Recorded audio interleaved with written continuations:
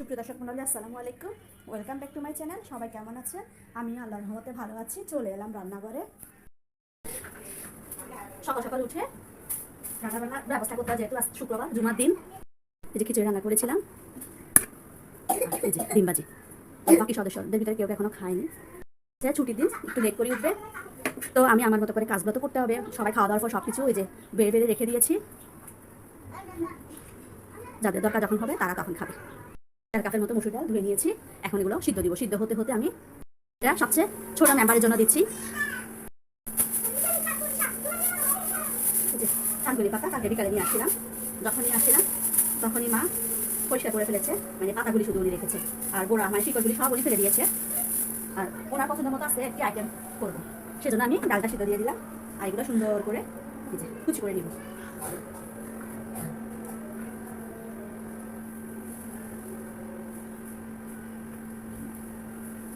এটা কিন্তু অনেক ওষুধি একটা গাছ। অনেকে আবার এটা কেমনে খায় বা কী করে অনেকে জানিও না, কিন্তু আমরা ছোটোবেলা অনেক খেয়েছি। মনে করো পেটের পীড়া, মানে ঘন ঘন যে টয়লেট হয়, আমাশয়, এসবের জন্য থানকুনি পাতা ভালো, পেট ভালো হয়ে যাবে। যদিও আমি জানি না এটা কাঁচা অবস্থায় মানে ভর্তা করে খেলে নাকি বেশি উপকার। আমার বাবা বলতো, বাবা মুখে শোনা থানকুনি পাতা পেটের জন্য ভালো, আর নাকি হজমি শক্তি নাকি বাড়ায়। সত্য কি মিথ্যা অবশ্য জানি না, ডাক্তার বলে বিজ্ঞানের মধ্যে বলেন, আমি আবার অত সত্য জানি না, যা শুনেছি তাই শুধু বললাম আর কি। তাই এটুকু জানি যে এটা ওষুধি গাছ। এটা গ্রামটাও কিন্তু দেখুন একটা পাতা কত বড় বড়, মাশাআল্লাহ। আমাদের গ্রামটাও কিন্তু অনেক সুন্দর বেরিয়েছে। দেশি জিনিস চাষ করি না, এমনিতেই হয় সাদে। আমার ভাইয়ের মেয়ে আসছে, তার আবার পরীক্ষা শেষ হয়েছে, সাথেও বড় বোনেরও এসেছে, কিন্তু ও একজন থেকে গেল। আমার ভাইয়ের মেয়ে তিনজনের ভিতরে বড়জন আর ছোটজন চলে গেছে, আর মেজোটা রয়ে গেছে। ও আবার আমাদেরকে অনেক পছন্দ করে, এই জন্য নাকি সে কয়েকদিন থাকবে। দেখা যাক ছোটো মানুষ কয়দিন থাকে। আমার কাছে আবারও ছোটো বাচ্চাদেরকে অনেক আদর লাগে। সারা বছর তো বাসায় থাকে, তো 2-1 দিন যদি কোথাও বেড়ানো যায়, বন্ধ কি।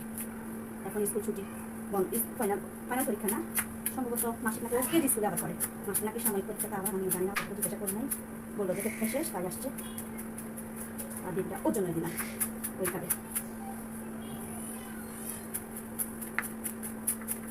সুন্দর করে এগুলো যে কুচি করে দিচ্ছি। চাইলে আপনারা বটি সাহায্যেও কুচি করে নিতে পারেন।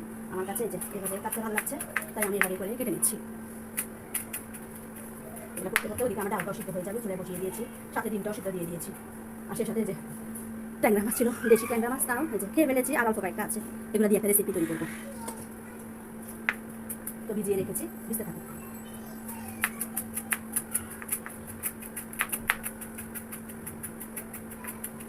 সকালবেলা খিচুড়ি রান্না করেছিলাম, অবশ্য ও খায়নি। ও খিচুড়িটা শুধু খেয়েছে, আর ডিম ভাজিটা খায় না। আমরা তো ডিম ভাজি আর আচার দিয়ে আমরা খেয়েছি, কিন্তু ও খাবে না, ও খালি খালি খিচুড়িটা খেয়ে নিল। তো ওর জন্য ডিমটা সিদ্ধ দিলাম, ও খাবে। ও আবার ডিম সিদ্ধ অনেক পছন্দ করে।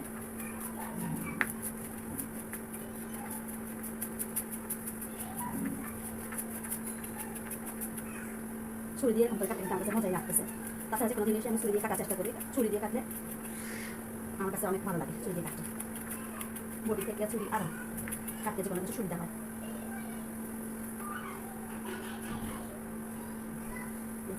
কাটাকুটি শেষ।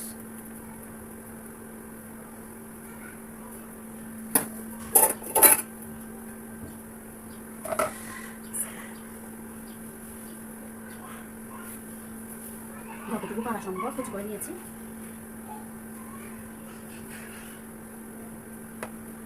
এই যে ওগুলো সুন্দর করে ধুয়ে পানি ঝরিয়ে নেব। নিয়ে চলে আসলাম, পানি ঝরতে থাকুক।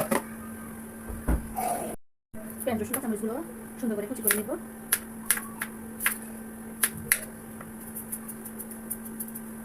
এখানে মুরগি ভিজিয়েছি, মুরগিটা আমি করবো।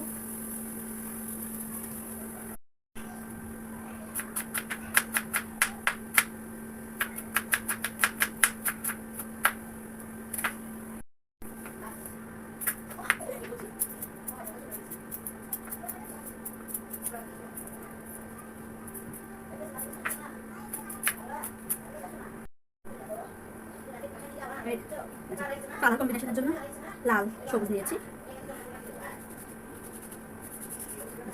ফালি করে নিচ্ছি।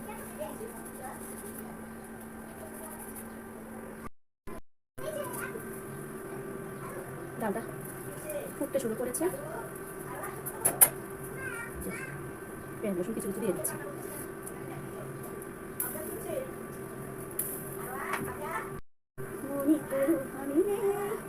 বসন্ত এসে গেছে, কৃষ্ণ চোরাই হয়েছে বন্যা, রূপানি এসে গেছে।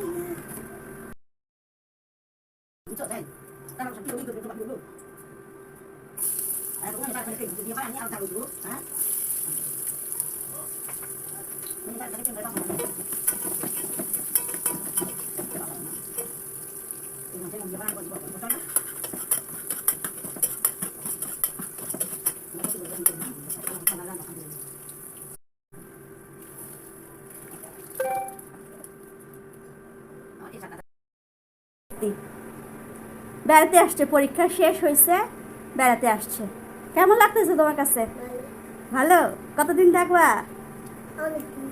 হ্যাঁ, অনেক দিন থাকবে। এখানে থাকতে ভালো লাগতেছে। কাশি হয়ে গেছে।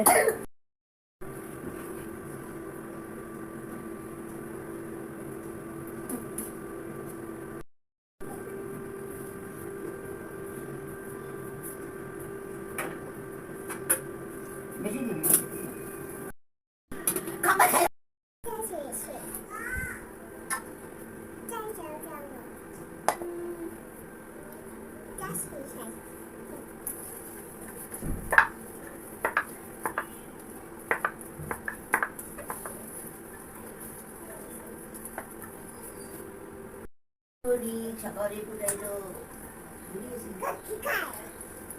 পাখি খায় কোমরটা কান ভালো করে সব কাম করতেছে।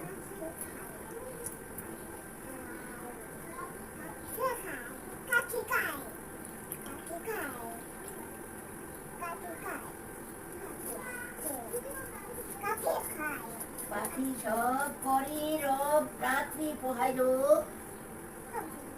কাননে কুসুম করে সবাই কাপড় দিকে প্যান্ট আছে 3-4 গেঞ্জি আছে 3-4টা তোমার বাইরে দিয়ে দিতে আমি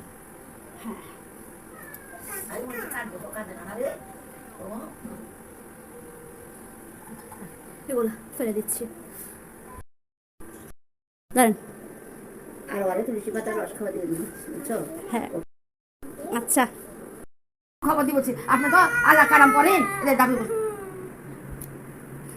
চাবাইও না, চাবাইও ছাড়ি না। না আরেকটু খাও আরেকটু খাও আরেকটু খাও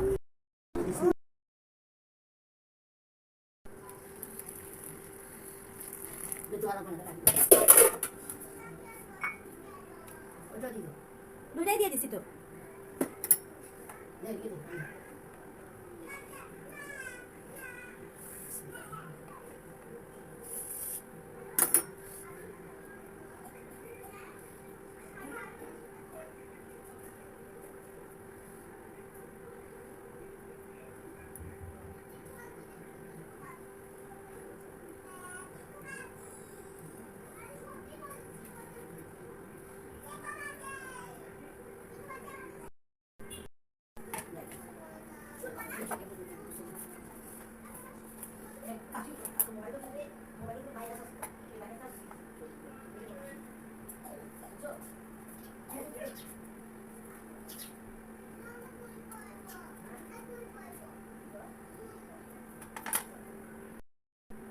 এক ফাঁকে জালু, মুরগির মাংস সব কিছু, এই যে পাগুলো পয়সা করে নিলাম এখন।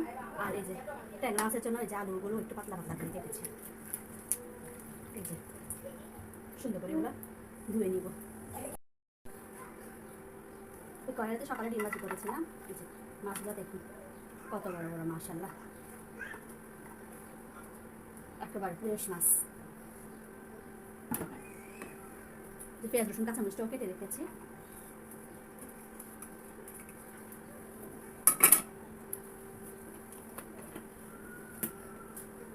সয়াবিন তেল ঢেলে দিলাম।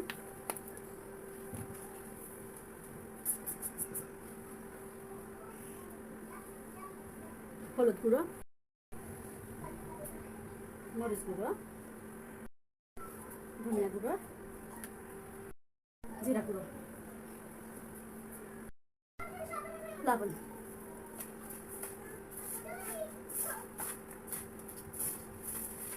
তাহলে আপনারা মশলা কষিয়েও করতে পারেন। হাতে মাখানো মাছের কিন্তু অনেক মজাই লাগে। আমি অন্য সময় মশলা কষাই করি, আজ একেবারে ফ্রেশ মাছ সকালবেলা এনেছিল। কয়েকটা হাফ কেজির মতো হবে নাকি 250 গ্রাম। আমি আবার এসব মাপ জোপ কম বুঝি।